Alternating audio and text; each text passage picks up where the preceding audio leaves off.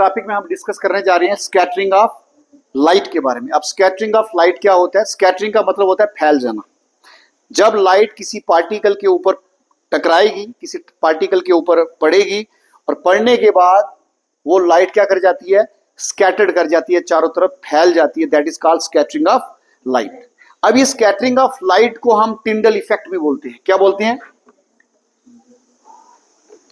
Tyndall effect. Scattering of light को हम Tyndall effect भी बोलते हैं क्योंकि स्कैटरिंग ऑफ लाइट का कंसेप्ट जिस साइंटिस्ट ने दिया उसका नाम था जॉन टिंडल, इसलिए हम इसको क्या बोलते हैं? Tyndall effect. कई बार एग्जाम में स्कैटरिंग ऑफ लाइट क्वेश्चन ना आके टिंडल इफेक्ट आ जाता है, तो टिंडल इफेक्ट इस तरीके से हमें याद रखना। अब इसको डिटेल में समझते हैं।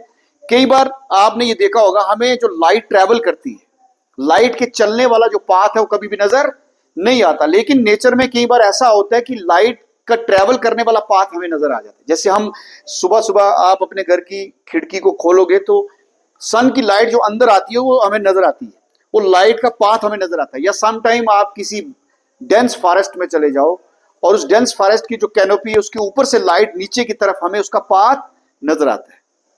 तो स्कैटरिंग ऑफ लाइट का ये मतलब है। एक चीज यहां पे आपको और याद रखनी है कि हमारा जो एटमॉस्फेयर है इसमें एयर पार्टिकल्स भी प्रेजेंट हैं, गैस पार्टिकल प्रेजेंट हैं, स्मोक पार्टिकल प्रेजेंट है, वाटर पार्टिकल या वाटर वेपर्स मौजूद हैं। यहां पर पार्टिकल को समझना जरूरी इसलिए है कि अगर किसी पार्टिकल का साइज 1 नैनोमीटर से लेके 100 नैनोमीटर के बीच में है, उसी पार्टिकल के साथ जब लाइट उसको टकराएगी, लाइट उसके ऊपर पड़ेगी तो ही लाइट स्कैटर्ड करेगी। बात समझ में आ गई? स्कैटरिंग ऑफ लाइट के लिए किसी भी पार्टिकल का नेचर में, एटमॉस्फेयर में किसी भी पार्टिकल का साइज 1 नैनोमीटर से लेके 100 नैनोमीटर के बीच में होना चाहिए, तभी स्कैटरिंग नजर आएगी, अलबत्ता आपको नजर नहीं आएगी। इसके लिए हम सिंपल एक्सपेरिमेंट घर में कर सकते हो। एक पानी का गिलास लेंगे, उसके ऊपर जब आप लाइट छोड़ेंगे तो आपको लाइट का पाथ नजर नहीं आएगा। वही उसी गिलास के अंदर अगर आप 2 या 3 ड्रॉप मिल्क के डालेंगे, उसके बाद आप उसमें जब लाइट छोड़ेंगे तो आपको बीच में व्हाइट कलर का एक बैंड नजर आएगा, लाइट का एक बैंड नजर आएगा। ये क्यों नजर आ रहा है? क्योंकि जो हमने मिल्क डाला था, मिल्क के अंदर ऐसे पार्टिकल प्रेजेंट है जिनका साइज 1 नैनोमीटर से 100 नैनोमीटर के बीच में है। जैसे ही सन से सनलाइट आती है, सन से सनलाइट आती है, वो हमारे एटमॉस्फेयर के जब किसी पार्टिकल के साथ टकराती है, टकराने के बाद वो लाइट कन्वर्ट हो जाती है किसमें भाई? विबगॉयर में, 7 कलर में। ये सातों 7 कलर यहां पर क्या कर रहे हैं? डिफ्यूज हो रहे हैं। तो सबसे पहले स्कैटर्ड कौन हो रहा है? वायलेट स्कैटर्ड हो रहा है, सबसे ज्यादा स्कैटर्ड हो रहा है। इसकी वेवलेंथ कम है, फिर इंडिगो है, ब्लू है, ग्रीन है, येलो है, ऑरेंज है। तो जो रेड कलर है वो सबसे कम हमारे पास क्या होता है? स्कैटर्ड करता है, लेकिन उसकी वेवलेंथ क्या है?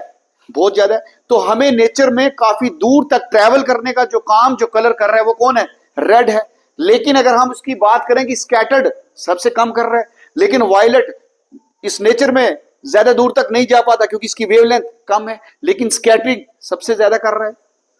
आ रही बात समझ में? तो अब आप यहां पर पूछेंगे कि सर अगर ये सन किसी पार्टिकल के ऊपर जब टकराएगा तो जो विबगॉयर बनेगा ये हमें एटमॉस्फेयर में नजर क्यों नहीं आया?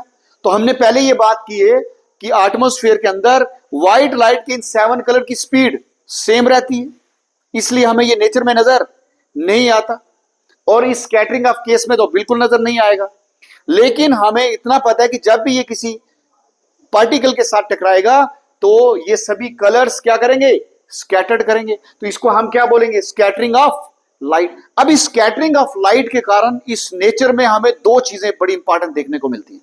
एक, आपने देखा होगा कि सनराइज और सनसेट के दौरान स्काई का कलर और सन का कलर रेड हो जाता है। आपने देखा कि सन का कलर सनसेट और सनराइज के दौरान रेड होता है और स्काई का कलर भी रेड नजर आता है। साथ ही साथ हमारे स्काई का कलर ब्लू क्यों नजर आता है? तो इसका रीजन क्या है? इन दोनों चीजों का रीजन क्या है? Scattering of light. Scattering of light.